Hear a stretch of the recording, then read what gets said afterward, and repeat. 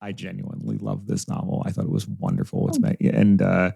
It was such a chamber novel isn't the right word, right? But like it was such a wonderful sort of picture of this community over time, and all the characters are distinct, and you have such a deft and light touch, and it's so humane, and also there's so many things going on there. And I was like, this is, if I had to find a way to describe like psychosocial modernism somehow, right? Like this kind of like, that's a nice phrase. Yeah, or like psychosocial realism in some way. Like it traverses the roving narrator, but also like you get these glimpses of people, the things that have shaped them, the families that have shaped them, their traumas, their desires, their compromises, but also the attachments, et cetera, they make. And again, it's so delicate and thoroughly humane. And I was like, this feels, it gave me a type of pleasure that I do not normally get from things outside of like a wonderful modernist novel in some ways, right? But also like a much more invested in like human decency than in depravity. And I thought that was wonderful. At the same time, though, and this is the question I wanted to ask you, was I wanted to tell you, I could also see this in the hands of a showrunning team producing a miniseries, or like some sort of like short, like 6-episode, 8-episode prestige-ish type thing. And I was just yeah, I'm not trying to. You hear me? I'm not like, no, that's dead on. Yeah, it would have to enter like some sort of subspace of a little bit Mad Men, but like it's all there already, right? It's the women with their stories. It's the different sort of positionalities and class and sex, and then the different sort of intersections and stuff. Have you gotten any feelers on that? Was this in your radar as a thing to do? Like, because I could see it working so well, and it would be catnip between the costumes and the changing cultural reference, and it screams prestige or prestige adjacent acting opportunities for a whole lot of women at different stages in their career as well. And just, I don't know, it would be an amazing thing to watch. I just wanted to tell you that. I would also enjoy that. I would have no objection. Nobody has come calling. Reese Witherspoon has not been knocking on my door saying, please, you must adapt this, or you must let me adapt this. But I was, one of the sort of touchstones for this book is, I don't know if you remember the movie Grand Hotel, but that was based on a book by Vicky Baum. Mm-hmm. I saw it on Broadway too. Yeah. That's amazing. Yeah. So certainly, I think that's a pretty big reference point for the book, and a similar sense of sort of, obviously, like there's more sort of like beautiful and like crystalline melodrama in Grand Hotel. And this is much more, as you were saying, like little things. But yeah, I think my interest in character actresses is always present, and I think it's very much present in this book. And I don't think that I was writing it with the hope of, I would love for this to get picked up by Nicole Kidman's production team, but I do think that I watch a lot of miniseries, and I like that kind of pulling in, pulling out narrative quite a lot. Yeah. No, that makes total sense to me. Also, I'm going to go tell Grace later that I'm a modernist now, and I think she's going to really enjoy that. You're a psychosocial modernist. It's great. I like that phrase, but it's like the worst blurb ever. I know. It only works for people who are like, oh, that's exactly it. Like perverts who want it. But like it is, I guess what I was trying to also gesture at with the appeal to the like film adaptation, or like envisioning this as a film, right? It is the way in which it speaks to the cohesion of the work, right? And to the fact that I could feel in it telegraphed subtly, but also with a tremendous amount of like informational density. But, again, it's subtle, right? It doesn't hit you over the head with it. All these different characters and sort of their arcs and triumphs and backstories, et cetera, all coming together in this space. And in a way that I found myself thinking about how so much of what passes for prestige TV, right, is about kind of like, good, bad, otherwise, is about like, here are these different characters, they come to, like, it does the shifting timeline stuff. And so often the attempt to realize credible storytelling or like universe building involves like threads are dropped, you go too much into some things, it's too overdetermined, et cetera. Whereas what you had I felt like I had watched a perfectly executed long series stories of all these different backgrounds and all these different stories coming together in this thing that was a totality. And I just like, I don't know, I've read it twice now, and I just want to tell you, I truly admire it. It's quite an achievement. Well, oh man, I just can't tell you how much that means to me. I'm just tremendously, tremendously moved by that. Thank you so much. And I think that was something that, really interested me. I both wanted it to feel like a book that was interested in decency and the problems that can arise from decency. Yeah. Without, I don't think cruelty is entirely removed from the pages. No.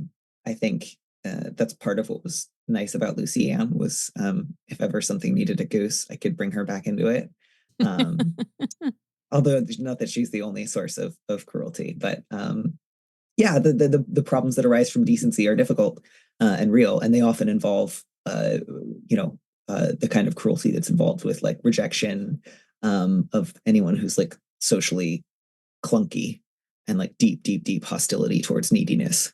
Yeah, I mean, it struck me also, I mean, thinking about how much of your writing I have read in the mode of advice, and that this is your first book since you published the Dear Prudence book, is that like you're dealing still with these sort of like, quotidian problems of everyday living. And I wondered if it felt kind of liberating to be able to like evacuate that motive. I have to tell people how to handle it. And instead I can just think about how they do, like badly and well. I think this is very much like a post-advice column book of just like, I don't want to direct everyone on the path towards the greatest good, but I've got so many little problems floating around in my head that I really, really want to set a lot of little marbles in motion and have them knock against each other and be sort of freed from the ordinary routine of question, answer, comments, revision.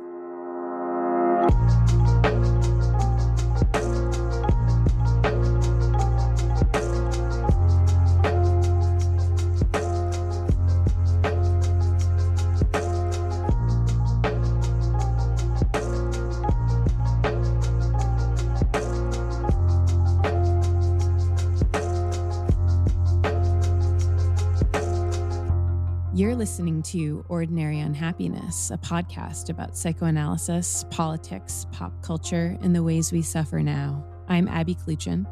I'm Patrick Blanchfield. And today I am over the moon to introduce our guest, Daniel Lavery, who is the author of Women's Hotel and Texts from Jane Eyre, and the former Dear Prudence at Slate. He runs the Chatner newsletter.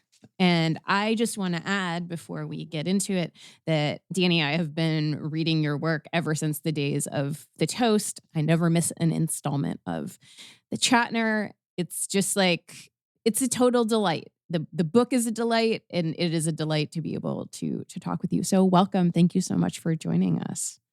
Thank you so much for letting me join you. I've just been looking forward to this immensely, and it's really, really exciting to be able to talk about it. I can't wait for the book to come out. Neither can we. Although I felt really, I will say, we had like a weird USPS kind of thing where I actually got the book the day I had to like email your publicist, and I was like, where's my hard copy? No, it's okay. I have it. It's in here. But I don't think I've ever felt so smug about an ARC before. Because I feel like my whole life is actually getting ARCs. And usually I'm like, oh, I have to read this. And then I was like, I get to read the new Daniel Lavery ahead of other people. Nah. So ARC advanced reading copy for those readers who are not, who just need to flag that additional element of cachet here. Right. And now you can feel smug too. Yeah. Yes, exactly. Okay. So Danny, our listeners may know you from a host of different contexts from the days of The Toast, where they may have read you and Nicole Cliff and the whole host of merry writers who joined you, to your role as Dear Prudence at Slate, your writing on the Chatner, as well as your previous books, Texts from Jane Eyre, The Merry Spinster, Something That May Shock and Discredit You. But so before we get into Women's Hotel, which is your first novel, can you tell us a little bit about your path as a writer and the ways that you have come to play both seriously and also to great comedic effect with so many genres in so many ways? I think some of that was born out of necessity. I started writing as a blogger in the 2011 era. And so there was both a real sense of there's a lot going on and also a real uncertainty of what's here that you can make a living from. Right. And so a lot of the work I've gotten to do, like the Dear Prudence job, was really serendipitous. I got an email out of the blue one day from Julia Turner, who was at the time editor at Slate, and asked if I wanted to try out for the job, which was amazing to get to do. So a lot of it has just been cobbling stuff together as it pops up. And I think that has at least a significant part of why I play around many different genres. It's just that's been what's been available. I don't know that I have a better answer than that or more on the subject, other than just I think some of my favorite writers have also been, if not like daily writers, like I think of Don Marquis, like who wrote a lot of newspaper columns and would play around with genre often, and that's some of the work that's been really influential to me. Yeah, I guess I'm thinking about the ways I'm thinking about your recent series in the Chatner where you've been playing with like Jane Austen in so, I mean, I feel like you enjoy like the idiosyncrasies of genre in this way that's like really, really palpable on the page, but are not afraid to skewer it. Perhaps. I guess I'm thinking especially about the series that you did on Emma with Mr. Wood. I was like, I think a lot of that too was just we had just had the baby. Yeah. And so I was mostly just, when I wasn't on baby duty, I was just rereading Austen books on my phone. Sure. That was about the amount of like energy I had. It was like, I'm not going to like pick up a physical book, and I'm not going to try to come up with a lot of new ideas for the next few months. It's just going to be like, see what old Jane's up to. And it, obviously like there's just always something that rewards another reading in her books, especially I think in Emma, just because there's so much going on in the background, and the characters always welcome reappraisal. And yeah, Mr. Woodhouse especially is just a very, very funny person. Part of what I love so much about all your work, and I've been following it for almost as long as Abby, is this ability to work across genres, to do very funny, like let's call it like high-low humor sometimes, which is, that's my preferred kind, right? But I think about sort of the monks attempting to account for where you present like a triptych of some medieval like altarpiece, and then you have monks being like, well, how do hands look like really? Like, and shouldn't baby Jesus have a beard? It's delightful, and also involves writing in and out of genres, writing in and out of different historical moments, but working with like the idiolects of different authors, but also like the individual idiolectical preferences of characters. And it never feels like pastiche for its own sake, or rather it never feels like there is any pastiche that is coming at the expense of like telegraphing what is actually important and lovable about the genre or the text, or, like the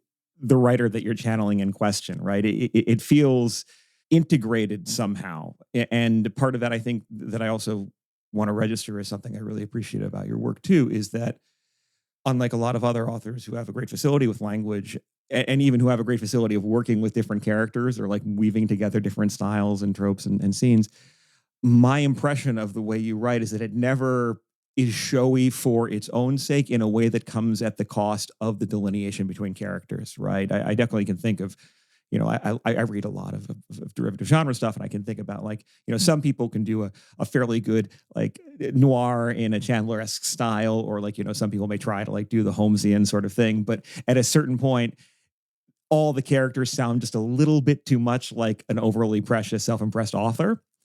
And you, in what you have both your characters or your different figures say, and also what they don't say, is they retain a kind of independent existence and are not subordinated to like, well, now I'm reaching for Russian formalism here, but like some sort of master's authoritative discourse that everything is sort of like has to be subjected to. I hope so. I think, it's difficult. Of course, I got really stuck on what you were saying about the monks, because I always wanted to be really careful that I didn't just land on that sort of like lazy, like, oh, medieval art, they didn't know what perspective was, or they didn't, like, once that joke gets made a number of times, it can get pretty old pretty fast. And I think one of the things that I find really interesting is trying to think about, why would you arrive at that decision, or what do you get out of having something look that way? And so trying to imagine different forms of like, incompetence or uncertainty or like just having a really different vision for what something ought to look like, and have that be wrapped up in just like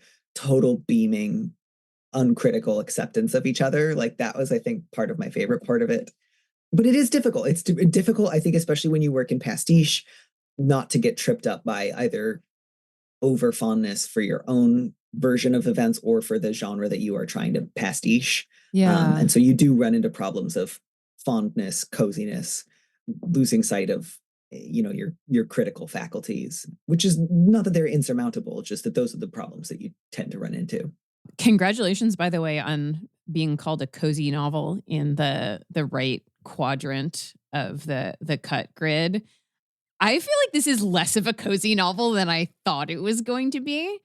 And maybe I'm gonna to parlay that observation into asking you to tell our listeners a little bit about the setting, which is really, really distinctive, and about the phenomenon of the women's hotel. Like, I mean, which I confess I did not really know. I mean, I vaguely was like, I sort of knew that this was a thing that existed for a short period of time. And I'm wondering whether or not it has anything to do with coziness. What piqued your interest in this setting of the women's hotel? What sorts of characters and structures of interpersonal relationships it allowed you to explore? And I'm going to, I know some people hate being quoted to themselves, but sorry, I'm going to do it. I'm thinking about this line that appears later in the book when someone leaves the Biedermeier, which is the women's hotel where everything is set, and she leaves unexpectedly to get married, or actually she's already been married and like kind of comes out as like to her roommates is like, oh my gosh, she got married like a week ago, and you write, but she would not come back. They knew the Biedermeier was not the kind of place where people came back. You either stayed on longer than you had ever intended to, or you left for good. It never hosted reunions. So can you tell us a little bit about the women's hotel phenomenon and what it did for you as a kind of site from which to imagine this novel and the characters and the ways that they are, like we were saying before, like they're engaged in these like quiet, quotidian, but no less real daily struggles. Yeah. And I think that's, one of the things that's difficult about being either blurbed or described is as soon as somebody chooses a word, you start to object to all the other words that can't include. But I think cozy probably is useful in as much as it does involve a pretty small, tight-knit community. Yeah. Even though it's set in New York, there are not hugely melodramatic elements. And most of the sort of daily conflict is low grade, and a lot of it's hanging out. And so I think that's pretty accurate. But yeah, so the women's hotel, and like there's a sort of author's note at the beginning that kind of lays out like, here's a little bit of the history of the women's hotel. And it sort of plays with women's hotels don't matter. They're not important. They didn't last. That's for a good reason. And then of course it goes into this extremely like loving and affectionate nostalgia for this like vanished world. So it's very much like, this isn't important. Don't worry about it. Let me get extremely affectionate now. And I think too, like, there's that line about like people don't come back, which is partly true, and then is also totally contradicted at the end when it mentions that like a character absolutely does come back. Yeah. And so I think that's one of the things that is meaningful about this book too, is like getting to think of everyone's slightly contrasting ideas of what the hotel means, and how one person might, kind of end up contradicting another, and maybe they become aware of it and maybe they don't. But basically, in the late 19th and the early 20th century, as hotels and residential hotels became a bigger and bigger aspect of urban life, people who maybe 50 or 70 years earlier would have stayed at like a boarding house are maybe likelier to stay at a residential hotel. And there was still kind of a weird in between of, there are a lot of unmarried young women moving to big cities to work, but it's not necessarily also socially appropriate to live independently, or it might kind of depend, right? Like what your family background is, or what your class is, or just your own personal sort of like outlook. So in a number of cities like Denver, Chicago, New York, Philadelphia, Boston, there would be sometimes one, sometimes several women's hotels. And so this one, the Biedermeier, is a fictional one. if you've heard of women's hotels, you've heard of the Barbizon Hotel. That was Yeah. sort of like the big ticket one. Paulina Bren wrote a book a couple years ago about the Barbizon. It's a really great, nonfiction account of that hotel's history. It shows up briefly at the beginning of the Bell Jar as the Amazon Hotel. When she throws all her clothes off the roof, it's the Barbizon. And that one was also really like, especially by like the 50s, they were really trying to court celebrities and models and women with like creative careers. And so it was named the Barbizon after the French art school. And so this one, I chose Biedermeier, which is another French art movement from around the same era, but it's just a worse version of the Barbizon. Like it's in a slightly crummier part of town. It's in the Turtle Bay neighborhood, which at the time would have been sort of like rundown anti-Maine territory. Yeah. Like the UN buildings were going up, but it was still a weird mix of like old bohemians and like bums and literal bohemians too. I just wanted to say that one thing I really loved about the book is among the ways that it's sort of these themes of time and change and aleatory connections, et cetera, all get staged is the way that you conjure a very literally vanished New York, and one that's very close to my heart, right? So I just disclose on this, right? I grew up in the mid 60s, but not on the east side, not, right. I'm 40 something, but like I grew up between First and Second Avenues in the 60s, right? And my parents got there, very early on, and during that period, it was still a recognizably Hungarian, German, sort of like white ethnics redoubt, and that was withdrawing steadily. But many of the places and the scenes, or even just like the bits of food, I found myself remembering, you could get an amazing goulash at like Cafe Mocha or whatever on 79th Street. There's still that Hungarian. The Hungarian pastry shop. Oh, yeah. That's not the one I was talking about, but I there were a couple where I was like, oh, my mother-in-law has taken me to some of Yeah. One of the few places in the city where you get one of those really, really good poppy seed rolls. It's like solid poppy seed all the way through. Those things are great. But that's neither here nor there. Like, there's a lot of stuff about food in this There's book. a lot of, yeah. So I feel like it is actually it starts with breakfast, it ends with lunch. Yeah. And yeah, it's true. Almost every chapter in between, there's like either a very carefully described meal or somebody's hungry and thinking about eating. There's a lot of food, which again, I think cozy as a genre often has food in the background. I was having Proustian hits. I got to tell you, like, I remember like back when 86th Street was once more like, German proper. I remember my grandmother would take me to a place and it was retrospectively, my memories of it are correct insofar as they have like all like the wood panel and like little alpine scenes.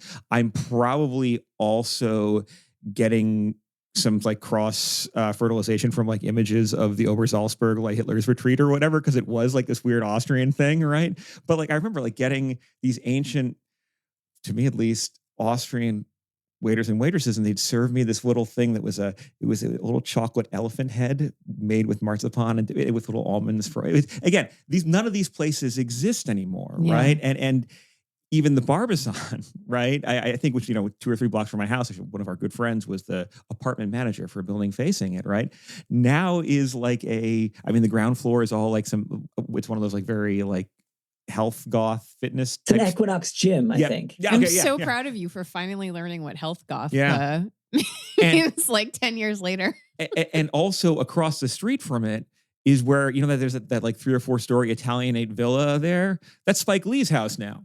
Right. And so, so you see him getting Starbucks across the way, with the Kangol on every morning. But I guess what I'm trying to get at was the scenes and sensations that from which you knit a life, or that come to become salient or important touchstones for your understanding of place and belonging and connection, which are so contingent, are themselves also related to these contingent, poignant, complex processes of immigration, of forgetting, of displacement, of gentrification, and so on. And again, the book is not a socialist realist text or like denunciating any of these. It's simply just like, these are lives that are happening amid that, and those shifts are part of it. Yeah, I think it's very much a book of accidents, and especially because, like, by certainly the 70s, most women's hotels had been either sold or gone condo or co-ed, and I think at this point there are 1 or 2 very small women's hotels still in New York City. I think one of them is Catholic, and the other one is somewhere in Midtown, actually. But it has like a 4 or 5 year limit of you could live there for a few years after college and then you have to move on. So it's, if it was ever really a going concern, it's not any longer. And I think, so much of the book, especially the beginning, is about like, this isn't important, this doesn't matter, this was accidental. And so much of the book is about people, dealing with the fact that it might actually be important to them, even though they don't necessarily share each other's values or a common view of how they ought to live. But the accidents that have brought them together do make them dear to each other, even though they don't have real strong ties between themselves that mean they're going to be able to sustain this. And so I think that's the melancholy underlying a lot of the small things. Yeah. And especially in the sense of like, I think the older generation in this book, you get less of, like there's less time spent on each of them. And there's sort of a sense of, especially the ones who've been in the building the longest, a sense of they mostly don't interact with the younger residents. And there's much more of a sense of, if this place goes, I have no backup. There's nowhere else for me to go. But yeah, I think it was a sort of weird in-between space for the women's hotel of you need a place to stay that's going to like maintain your social reputation for you, but that also is going to foster you with a certain sense of independence. So it was this difficult sort of like, it's kind of like having a chaperone. It's kind of like having your life funded by a weird aunt. Most people who would be living and working in New York would, at that time, would not be subject to that level of like social surveillance. Right. Not none, but most wouldn't. And yet, in order to get this sort of like relatively inexpensive place with like relatively robust, utilities and social amenities in the building, you have to kind of put up with a curfew or rules about deportment. Yeah. I mean, to me, what you're talking about in terms of like the brevity of the phenomenon of the women's hotel and thus like the contingency of their relationships within there. It reminded me a little bit, and I'm not going to be able to quote this at all, but of like the famous last lines of Middlemarch, which is like, it's about all of these people that we are going to forget, and that like, even as their lives are unfolding, are aware of their own kind of forgettability, which coexists with the fact that this is their one life and it is really fucking meaningful to them.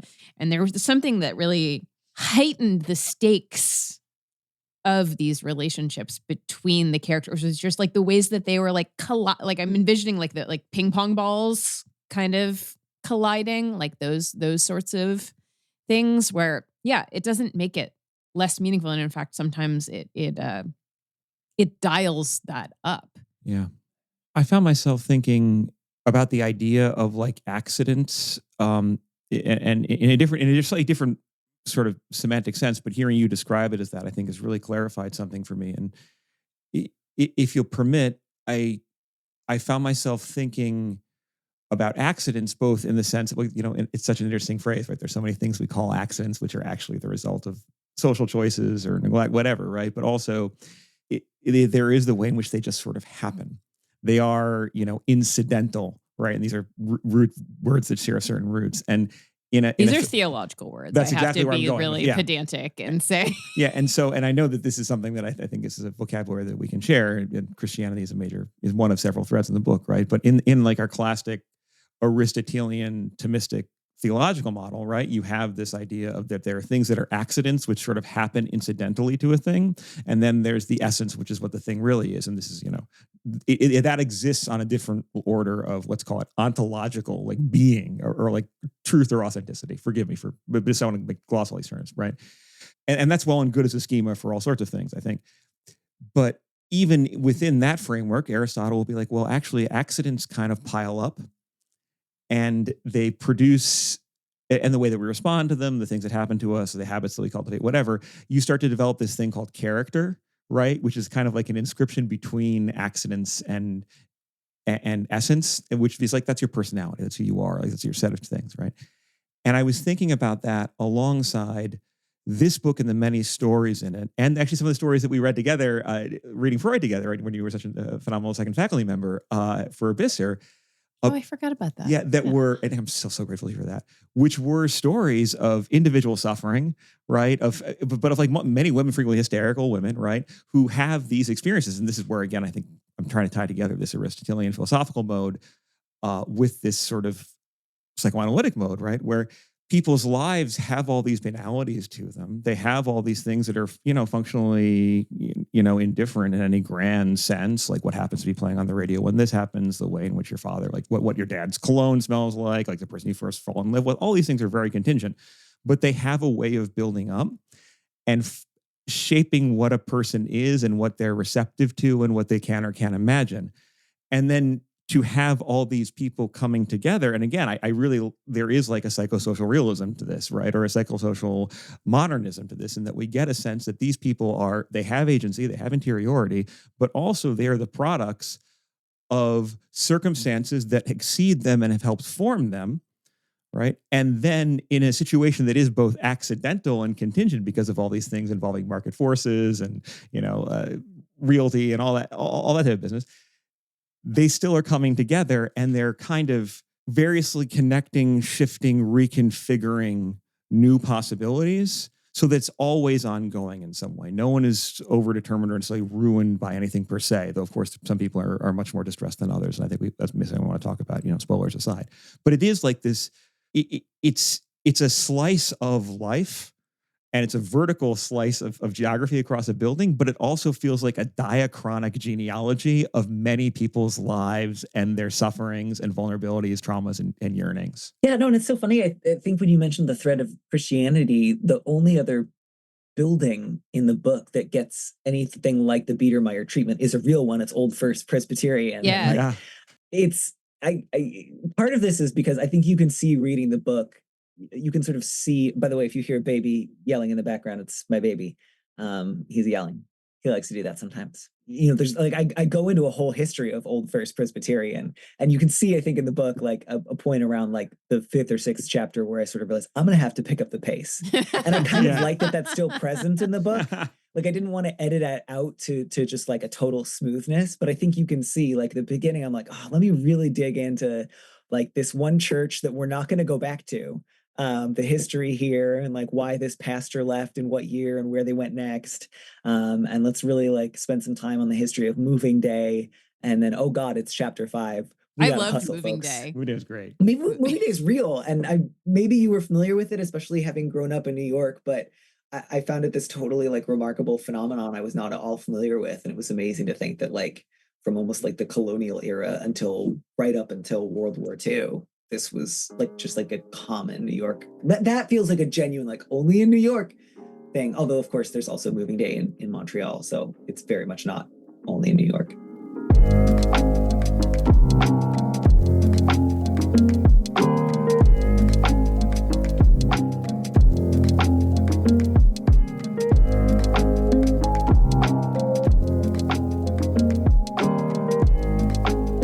Before we move off of this, like the sort of accident, contingent thread of things, I wanted to talk about this line in the book where you characterize what's going on at the Biedermeier as, and this is a quote, social connections rather than social ties, close quote. Sorry, that's my the little academic.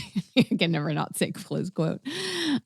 And, there were a couple of things that really struck me here because I think, it would be easy to be like, well, this is a bad thing, right? Like the sort of looseness, the contingency, all of this.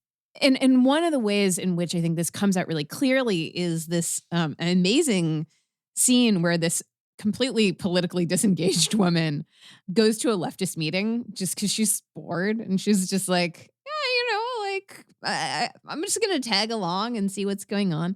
And so you end up, I think, with this vision of community, however ephemeral, that has something to do with the possibility of the kind of the looseness of these ties, which also includes the looseness of free time. And it also is really distinct from like the rigidity of nuclear family structures. And, by the same token, I did read parts of the book, especially the part about Catherine, who we're going to get to. I have another question about Catherine, as being about, loneliness and alienation and estrangement from familial ties.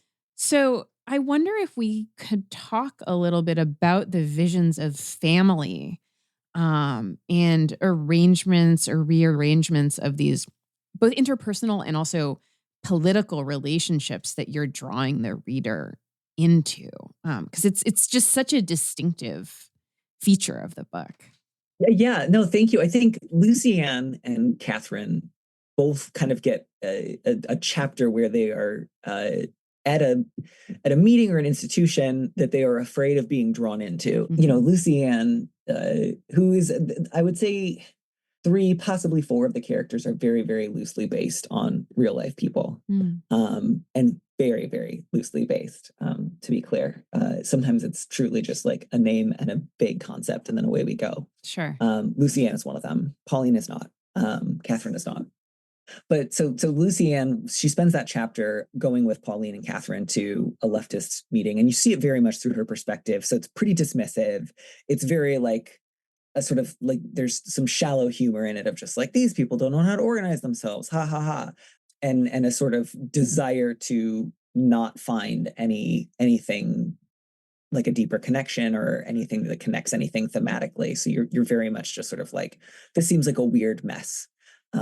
And then Catherine in the chapter previous is at Old First attending church and is like, has this very careful plan for how I can go to church just often enough, but not so often that I get roped into being on any committees. I don't actually want to be part of this church, but I do want to go here sometimes. That was hysterical, by the way. Oh, thank you. Yeah. And so Catherine is this character who comes from Ohio.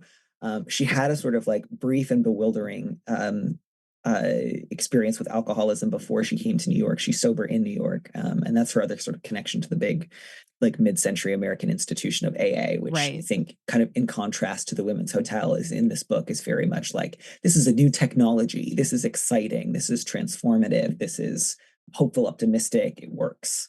And so that's something that she does very much on her own. And Lucienne is somebody who is very much like needs a women's hotel in order to sort of like be a gadfly about anything that women do generally, but like wouldn't be able to pull those things off in like a mixed sex community. So she really needs the other women in the book in order to poke at them. But yeah, so they're both sort of resistant to certain communities that also clearly kind of draw them in. And I think Lucienne's like one of her biggest struggles in the book is that she's kind of really interested in, you know, weird pinkos. There's so much that you do. It's delightful and I think reveals much about the people and these scenes in question, both in their specificity in these historical moments, but also kind of, I'm thinking, oh, I know people like this. I know groups like this. I know institutions that are like this, or at least similar dynamics, right? And you point to all these sort of institutions that, again, have timelines different than individuals, but that work across generational cadres or across certain gulfs to produce temporary groups of like connections, or like a social link, maybe the term, right, to use here. Like it's a link. It's not necessarily a connection. In fact, you could be linked with people who you actually don't really know very well. But in any event, it produces a durable, or at least attempting to be durable space of human possibility, which then also yields of like just people being together as a community, as an Aristote's chosen family, as a group of elective affinities, as people who are tethered to a religious mission, or who are tethered to producing like one, you know, the Trotskyite line or something else. But clearly, it also becomes the case that whatever the function of the group is, it's like purpose, right? It also has like, and here I'm going for Beyond or something. It also it does something for them insofar as that it gives people a group. The actual purpose of the group is not the stated function of the group. Yeah, it was so, and in this way, it involves these kind of like, particularly because you're using interior. You can convey reflections of people as they think about these other groups from different perspectives and what they can or can't grasp on them, produces some of these truly hilarious lines, like particularly the typologies of the different Christian groups. So again, when there is Gia, a fairly minor character, arrives and has ties to the Maronite Catholic Church, right? And later that week, Juliana explained, and she's talking to Lucienne, that the Maronites were one of several Eastern but not Orthodox churches with their own patriarchs that were still somehow, nevertheless, in full communion with the West, which sounded like the sort of getting things your own way that Lucienne naturally approved of. And I'm like, this is delightful. It's like there's a personality type, a disposition, the group reflects it, right? And then, again, there's a charm to this, right? It speaks to like the affinities or the idiosyncrasies that bring people together. But also, you're tuned to sort of like the singular well, traumas or like things that are either people have experienced or not experienced that set them in the need of these groups or looking for particular things in this group formation. And there's some real pathos to it. And the writing can be very funny and loving too, but it also has some features that, and I just wanted to show us one line that I think hit me incredibly, but it was in the situation where the sequence where you're describing Catherine's sort of managed alcoholism, right? And this sort of this clearly her parents and the communities that they're in, there are also these things that can't be said or can't be seen. But it's in her when she has this feeling of like, what's the seductiveness of alcohol? That very first night when deep in her cups, she thought madly to herself, this then is life, and they have kept it from me. They knew this was life, and they kept it from me. That was a gut punch. It was at once legible to me as a thing that person could think in that time. And it also hits something very real for me about my own sort of experience with alcohol too, when I first had it. Right. And I mean, I haven't had a drink in years either, but it was like, so I guess what I'm trying to say is the pathos and the urgency here can coexist with whimsy, right? Or idiosyncrasy somehow in a way that they actually seem to be part of the same thing. Right. And it's not quite like it's not like the first drink hits like the Madeleine, right, in the same mode, but clearly there is a first drink, right? Or there is a moment, and that can set things in motion too. Yeah. No, and that was, I think, again, a lot of fun might not be quite the right word, but I really enjoyed getting to write Catherine's backstory, and especially taking the big book, which is some of the literature that Alcoholics Anonymous published in the 30s. And later updated throughout the rest of the century to include stories from alcoholics. So it's very much written in the style of some of those early personal accounts of alcoholic behavior, because I wanted that to feel really like a period accurate. And I think it informs a lot of her character in the book's present, because she's a character who very much thinks of herself as someone who has been like thoroughly discredited. Yeah. And so she had this real, what felt to her like this huge epiphany about what life was, and later found that very much not to be the case, or at least found it to be so destructive that it had to stop being true. Yeah. And so she's a person who I think no longer trusts her own judgment and moves ahead by the inch rather than by the mile. And so getting to spend some time in that past for her and coming up with a very idiosyncratic form of alcoholism was one that I really, really enjoyed and valued getting to do. And I think I can hopefully tie that back to your earlier question about family again, which is most of the people who live in the hotel have to have some sort of reason why they're not living with their family. Right. And so you get a number of possibilities. It's not all, my family can't stand me or I can't stand them, but there is throughout a sort of question of why not live with family?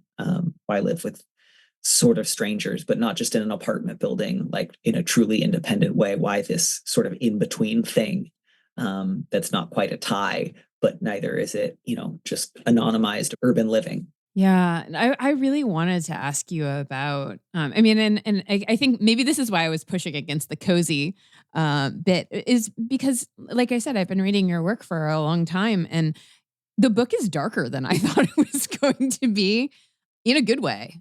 And it really takes that turn, I think, because it opens with breakfast. And of course, like look, breakfast is cheery. The prospect of but the prospect of breakfast, it opens with breakfast and then the withdrawal of breakfast, right? So like we get from the beginning where like both of these things are going to be true. Like you're going to get to think about the joys, the pleasures of a new day and a perfect egg. And then just as you're thinking about that, breakfast is canceled. Right. And this is what the coziness is going away. It's going away. Right. But I do think like that the moment in the book where, as a reader, beyond the withdrawal of breakfast, you realize that this is going to go to some very dark places and some places that are very much about family estrangement, or address that question, as you were saying, of why aren't these women specifically living with their families.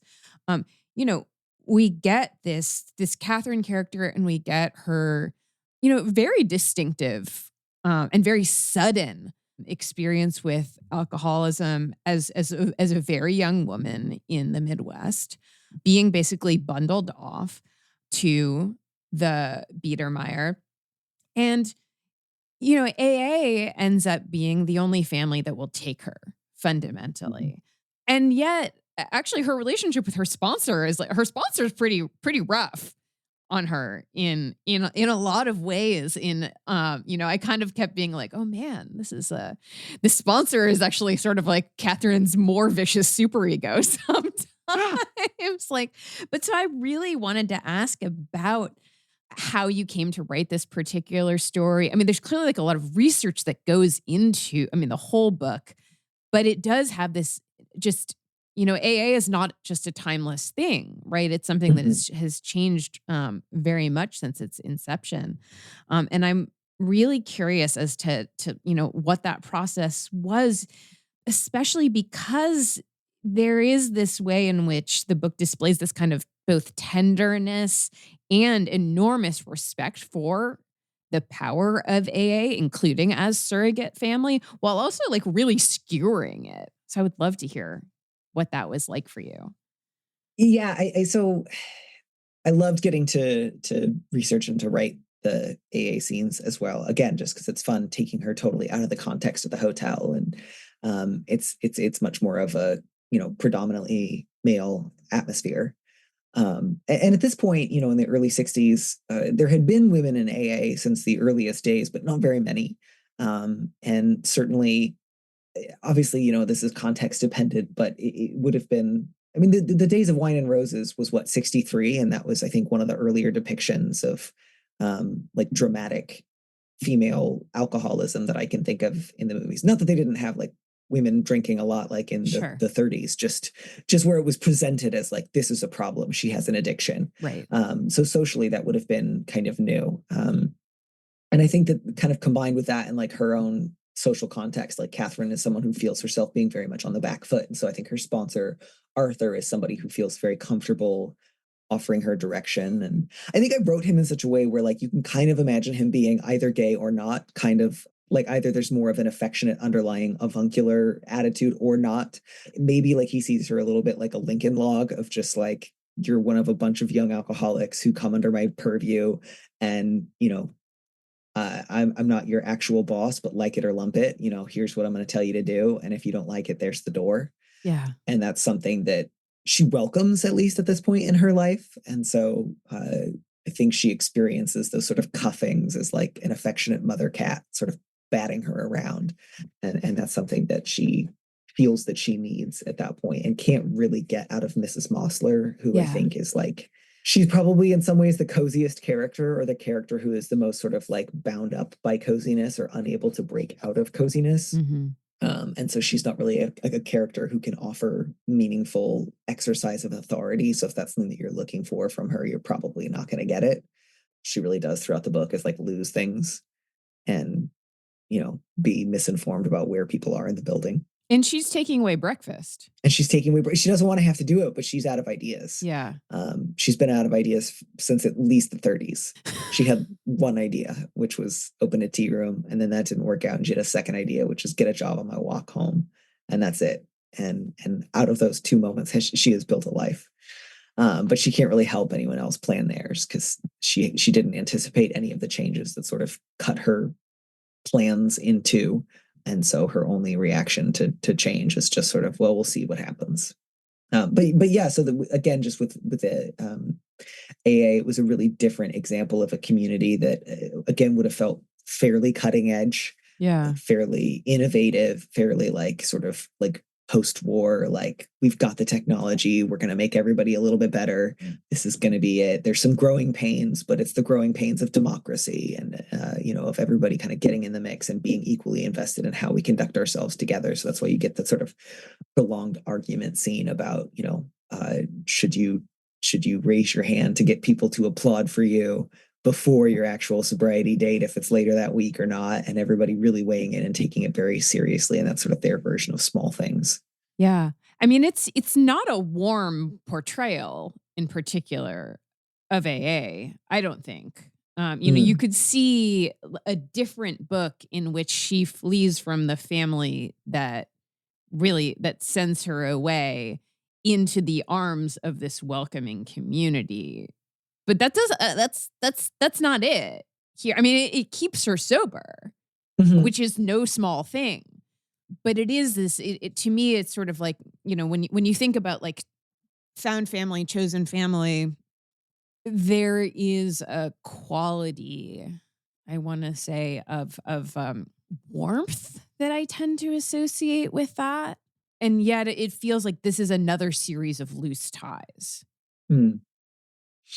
I think that's true. I think one of the things that often disappoints people about AA is it can't quite rise to the level of a cult structurally, which isn't to say that people individually inside of AA can't, try to recreate cult dynamics, because they absolutely can.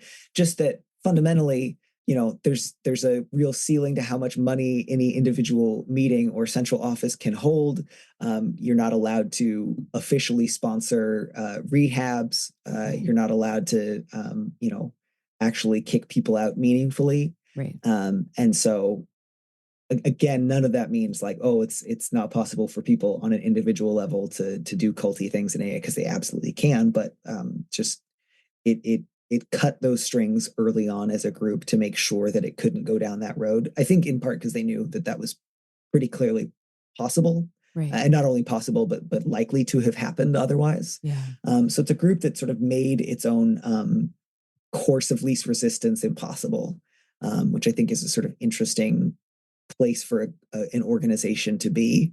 And I think it can really depend. I definitely found, like, reading those argument scenes, I found them sort of warm.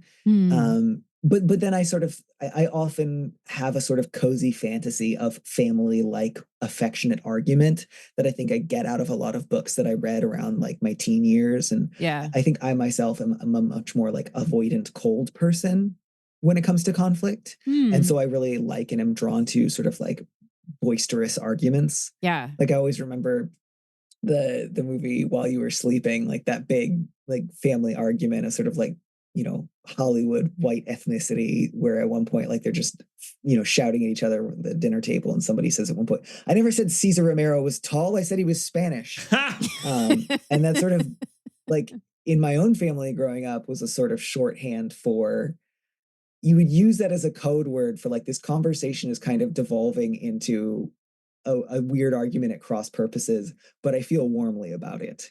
Or as a way of sort of like checking in, like, are we doing fun interrupting of each other, or somebody about to get upset? Yeah. Because we were not exactly like a jovially argumentative family, but we sort of wanted to be. I don't know, maybe it could, I mean, as a person who comes from like a mixed religious background where like WASP on one side collides with Jewish conversational interrupting style on the other, and at different times both of those feel like Heimlich to me, and yet they like don't coexist very well together. Yeah, I don't know. I felt for I really like I was hung up on Catherine. Catherine is like I found a lot of delight in some of the other characters, but I felt, I don't know, we talk a lot about in this podcast, often in the context of film, about like, who do you identify with? And obviously I have various overdetermined reasons for identifying with Catherine, but it was less about identification and more like, I want this thing for you that I don't think you're going to have. And I felt that so strongly. Yeah, I think this book comes at a time in Catherine's life where she is trying not to make very many decisions. She's recovering from something, I mean, very straightforwardly. Right. And I imagine that there will be different phases in her life where she will be much less sort of reactive and or much less sort of like overly cautious. Yeah. But I agree. I think the book spends a lot of time pretty carefully on her origins. Mm-hmm. And it's funny too, I come from no religious mixture. It is Protestants and Scandinavians all the way back. So some things about this book too are like a, Midwestern Scandinavian fantasy of white ethnicities. Yes. Yes. But That was It very has to do legible with, to like, me as a Midwesterner. yeah, like a Midwesterner who comes to New York and is just like, look at all these Italians and everybody's talking. This is crazy. And so that's very much present. But yeah, I think more than any of the other characters, she has real submerged ambitions, and is trying very hard not to think about them. And so there's, I think, a poignancy that can be present in some of the choices that she makes later in the book. And I say choices, she gets a haircut, she does some mistaken identity, she thinks about taking a job. It's nothing irreversible.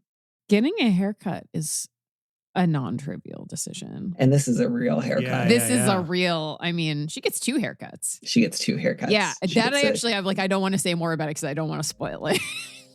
Like, for some reason, I'm like, okay, so Catherine is dealing with alcoholism, but I'm not going to tell you about the haircuts because I really feel like the readers haircuts need are where to, it's all at. That's something that readers need to discover for themselves.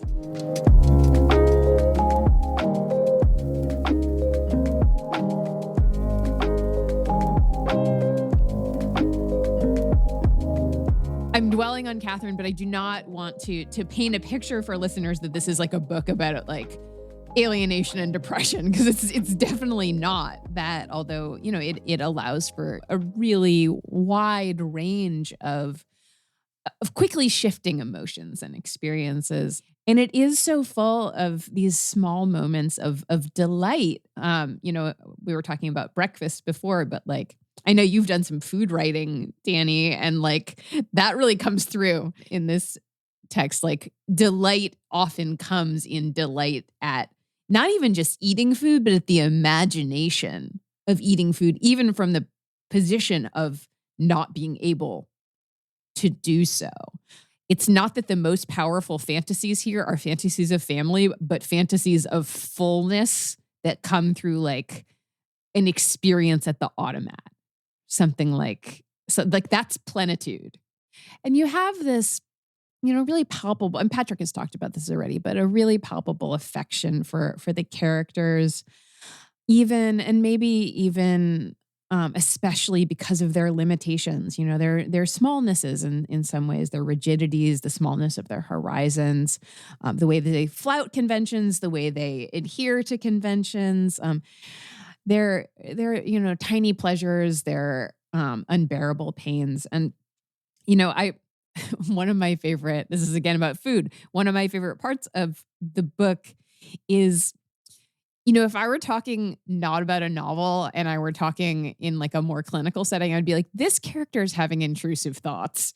This character is having intrusive thoughts. But really in the context of the novel, she's ruminating, why does this other character, why does she never treat me to lunch? And it's funny, but it also gets at just like the sheer complexities of these social mores and these often ambiguous and ambivalent social interactions, and what we certainly want to call on this podcast like neuroses, right? And so, you're conjuring these contingencies of experience and staging these radically different perspectives of characters across these wide spectrums of experience, family background, class position, political commitment, religious denomination, gender identity. And I really want to ask you, and take this in any direction you want, but about how you're thinking your way into these characters imaginatively, and also what kind of research you undertook in the process of writing what is also a period piece. Yeah, I think that what I wanted to arrive at was an atmosphere of plausibility. So not one where I got too, because I'm not fantastic with details. I didn't want to spend a full year researching everything. I hoped that there were not any massive errors. It's absolutely possible that when I was describing some garment, I, talked about like a fabric that wouldn't have been developed until a few years too late, or I might have gotten the history of a particular building a little bit tweaked, but I wanted it to feel like these are potentially concerns that people in this time and place could have had. And I think especially the sort of neuroses coming up of, what's the work that politeness takes and how difficult it can sometimes be. Yeah. And especially in a building where a lot of the rules are different from the rules that govern family interactions or professional interactions, and that is unlike other apartment buildings. And I think especially there's two characters, there's Ruth and Kitty, both of whom fail to meet the standards of politeness and reciprocity that really govern the hotel. There's that stuff in the beginning about stealing lunch and what isn't stealing, and how you can sort of make yourself useful to other residents by making certain kinds of snacks available during visiting hours. And it's really clear, like, people who do a good job of this become sort of like heroic figures, and people who don't are iced out. And in Ruth and Kitty, you get two different kinds of failures. One, I think, more serious than the other. But some of that, I think, also just came from like Ruth was very, very, very loosely based on a real person, and then I almost immediately abandoned that. But like the basic concept of sort of her end game is incredibly loosely based on the Robert Redford movie The Natural. Really? Yeah. Which itself has a sort of like loosely real life incident towards the end that's based on something that did happen in real life, a sort of like surprising and unexpected moment of violence. I don't think it's a spoiler to say that at some point in the book there's an unexpected moment of violence. I don't need to get more specific than that, but and maybe we could say like a revelation of a gap between private and public persona that suggests also, again, a history of traumas and pathologies, again, or some sort of things that have built up. And I will say, without spoiling it, an episode like this actually happened in the apartment building I grew up in, and so there's an uncanny realness to this too. But what I also liked about, but bracketing the question of like both plot outcomes and sort of the more severe pathologies or like failures to connect, right? The line, I think at some point someone refers to Ruth as being like something hasn't quite taken, right? There's a process of normal development, and it's like she's still in the process of waking up as to certain basic norms, right? This developmental, family-oriented kind of charting of where people are coming from, is what I guess Freud would call genetic. He doesn't mean genes; he means like the family surrounding, right? Sure. Is at play both as a plot device. I mean, like all these characters come together, right, in this mode that you're pursuing, but also we see characters wrestle with it consciously in a way that is proper to them and that doesn't feel like heavy-handed thematizing of it. And one of the examples I'm thinking of here is these sort of like moments of confusion over small social gestures in terms of inviting someone to a meal, or what, ginger ale or water, like these sort of, the ginger ale, these sort of like devastating, these encounters that produce. And I have to say, just again, this is associated, but Abby and I have been watching Seinfeld, in which so much of the momentum of the plot is determined by like, why didn't she have this piece of pie, right? Where it becomes cartoonish. Because I discovered Patrick had, despite having grown up in New York, had seen Seinfeld. Yeah, never seen Seinfeld. So I didn't really watch it until like the last 2 years. I kind of missed it when I was growing up, and so I similarly did not watch it until very, very recently. Yeah, I'm going to bracket I don't know how I feel about Seinfeld, but I wanted to say, like, in the show that's about nothing, these little encounters become sites for like tremendous and fundamentally distorted, because they're all like pathological narcissistic speculation and enactment, right? You mean Seinfeld characters, not Danny's characters? So this is in a Seinfeld episode. Yeah. Like the question of like, who ordered this, or who took credit for this gift? Like that becomes a thing that they're voicing explicitly to one another, and then they sort of like bounce off one another, and then you have a horrible enactment, right? Here, again, these matters of everyday life are still happening. These ambiguities are happening, and people are being wounded by them, or being perplexed by them, or trying to respond to them in different ways, coordinated based upon their own experiences, expectations, and backgrounds. So at one point, a woman is wondering about like the failure to be invited or the failure to share. One of these things is like an ambiguous social gesture. Right. And she is projecting her own experiences and expectations to assume that this must be an invitation, or this must mean such and such a thing versus another. And then she reflects, of course, perhaps she did not share Catherine's habit, and had not most other people been raised like Carol or herself. But of course, the characteristic feature of other people was that they could not have been raised by the same people who had raised you. So it should not have been so surprising to learn that her social anxieties, whichever details she believed essential in the written account of any given day, were not universally shared. Which again is like the problem of navigating not just neuroses and little events, but like navigating them in relation to like the baggage or like the transference that we bring to these encounters. And it felt so, again, she wasn't loudly complaining about this to some sort of Kramer figure, and it didn't wind up with like a table getting flipped over. Instead, it was like, this is the problem of how I connect, right? Yeah. And how, and what are the limits or conditions of of connective possibility between me and a person based upon where I'm coming from and what I can assume to be shared and what they can sort of gesture at being shared or what I don't know about them as an ongoing matter, as like the substance of living together. Yeah, no, that passage hit really hard for me too. In this sort of, I mean, it just like that's how you're navigating everything. And, you know, hopefully one gets to the place in life where you're able to be like, the reason that I think that cutting an onion in this way is right has some sort of, you know, contingency based on the way that somebody taught me to do it. There's no sort of like ontological necessity that this is correct. And you're neither in that position nor in the position of constantly being like, am I completely unmoored from other human norms? But there's something just so, I think I did think a little bit about Howard's End, the Only Connect, and like the way in which there are novels that are about recognition. I mean, we talk about, because, you know, we talk about Lacan a lot about on this podcast. So we're always talking about recognition and misrecognition. But, you know, Women's Hotel does not make you choose between those two things, right? I feel like there's a constant sort of like, there are these really important moments of recognition, but then there's also these internal worries about whether misrecognition is always going to be the order of the day. So maybe that's what you mean, Patrick, when you're talking about psychosocial realism. Or maybe, did you? Yeah. It's like all the characters seem to be set in motion by things, right? They're never just monadic units. They're looking for something. They're trying to get to something. And they also have wounds or yearnings that are carrying with them and that are part of what have set them in motion.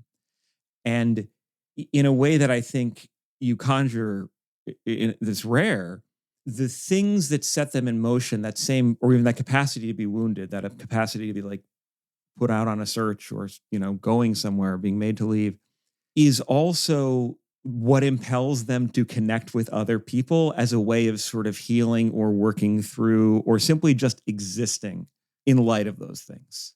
So it's like the way that you deal with being a person made into a person, you know, at the interface of other people and yourself, is continually trying to seek out some sort of assemblage of other people in an ongoing way that can wound you or hurt you too, but that also can create these moments of love, of joy, of adventure, of fun capers. But in any event, it's a vision of the human where we're not just set in motion deterministically, but we're set in motion adaptively and dynamically and constantly trying to connect and look for things. And even in the cases of people who are more, you know, we might say pathological, or we might say more like criminally inclined, if we want to use that vocabulary in this text, you get the sense that they're all trying one way or another to inhabit or live a social link. Yeah, I think that back to the earlier question too, that was part of what was so useful about having incredibly loose bases in real life for some of the characters.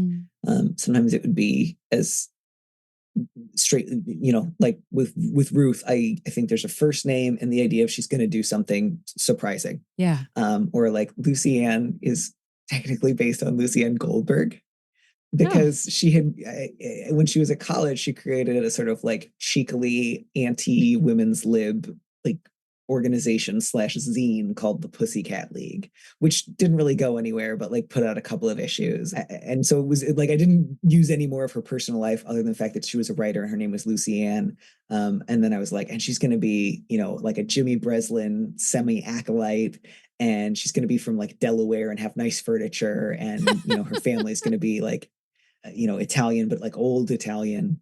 They're, you know, it's going to be like a Huguenot connection somewhere. Or like Gia is I think more than anyone else has like a real life basis in Joan Brady, who is a writer who ended up marrying an author named Dexter Masters, who I like a lot. He was the nephew of Edgar Lee Masters, the guy who wrote the Spoon River anthology, and he himself wrote a great book in the 50s called The Accident, which was sort of a loosely dramatized version of the Slotin accident, the Demon Core nuclear meltdown. Oh, wow, yeah. And he ended up marrying Joan Brady after having dated her mother 20 years earlier. And then back in 2012, about 10 years before she died, she wrote an essay for the Daily Telegraph that was just called Why I Stole My Mother's Lover. What? And I loved it. Damn. I remember when it came out, I was crazy about it. And I never was like planning on incorporating it into this, but then I really liked the idea of having a character who sort of came in and literally like floated along the top of the narrative. Yeah. Like including like when you ask her like what she wants, and she talks about like she wants to live at an even nicer hotel with the man that she loves.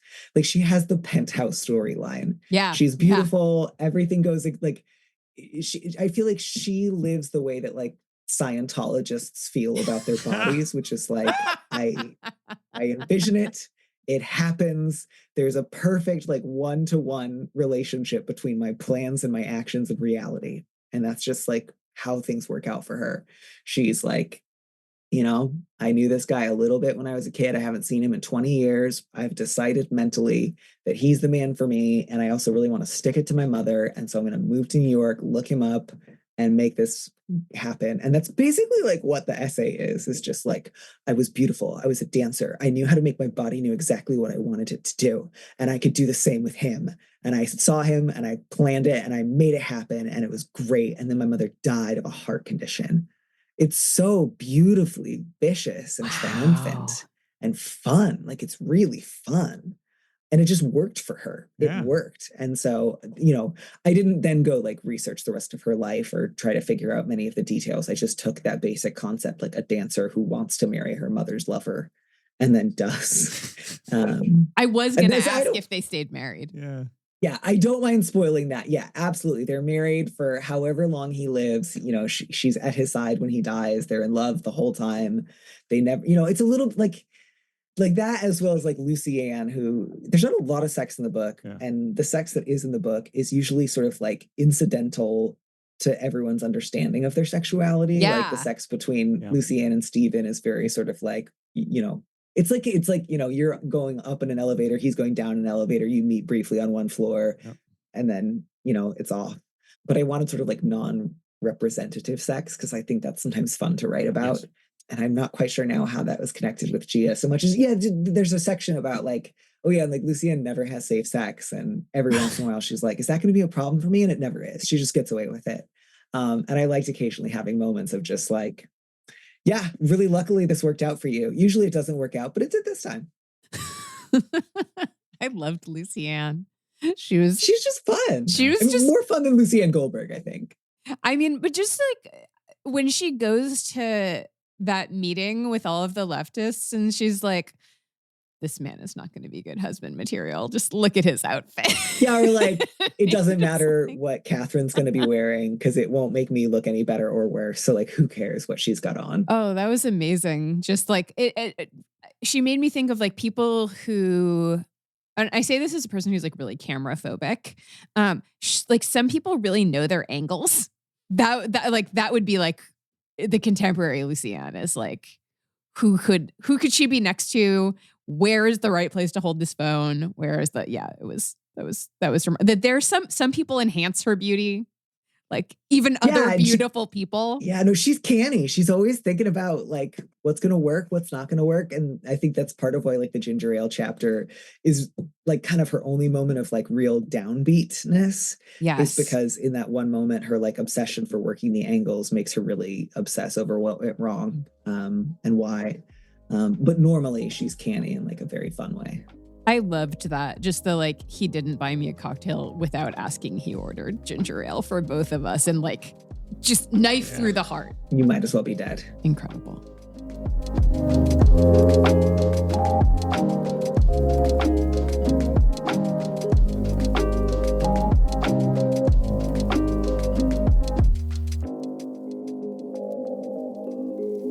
Danny, this has been such a delight. you all should go out and read Women's Hotel, which will have just come out by the time this episode drops. And I'm really excited. There's an audiobook, and I think I can say this now. Mara Wilson is the narrator, and she does a fantastic job. So I think that's going to be very, very fun.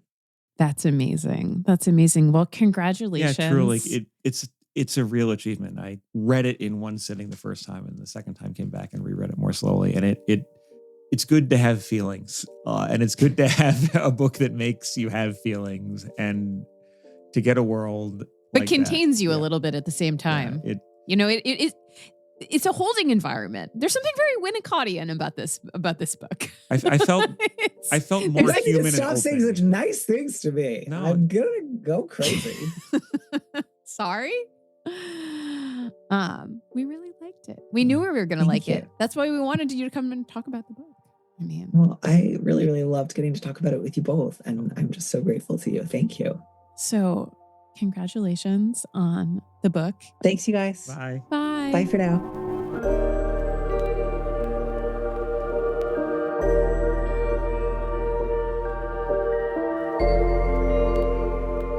Thank you so much for listening, folks. Ordinary Unhappiness is completely supported by our Patreon community. That is how we are able to make the podcast happen and to keep it ad-free for everyone. So if you enjoyed this episode and you would like 2 additional Patreon episodes per month, including our reading of the standard edition, an ongoing series about politics in America, and our regular wild analyses of films and other cultural objects, please come and join us. Find us on Patreon at patreon.com/ordinaryunhappiness.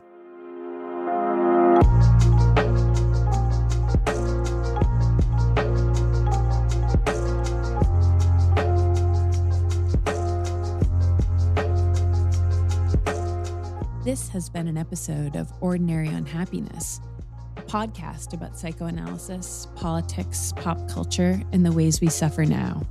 I'm Abby Kluchin, and today I was joined by Patrick Blanchfield and Daniel Lavery. This podcast is produced by Dan Yowell, theme music by Formal Chicken.